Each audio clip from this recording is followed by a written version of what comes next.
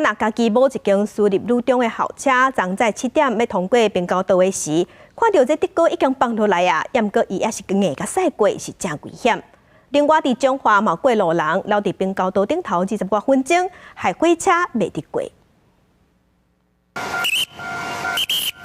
平交道警示已经断啊，毋过后车正弯硬要过，栅栏嘛已经放落来，搁讲到车身，毋管现场指挥人员分别比嘛无落后，后车就安尼驶过去。20早起7点左右，嘉义市一间私立路中的后车，互人看到弄过平交道，校方初步了解，当时后车是加油转去学校。好在在车顶无载学生囡仔，也会展开在确定的调查说，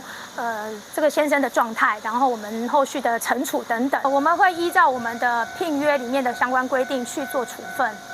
不过，因为后车强强通过卡到平交道的列车防护系统，和当时当准备通过的区间快车降速，警方会根据监视器的画面依法动罚。依照违规事实最重处罚新台币9万元以下罚款及吊扣驾驶执照1年等罚者，依法自担举发。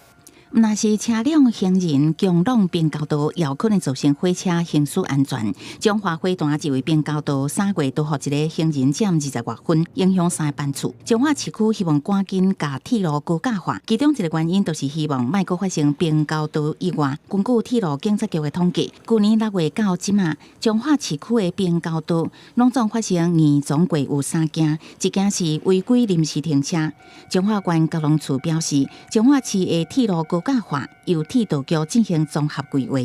目前综合规划已经进行，到这个期中报告通过，进入期末阶段。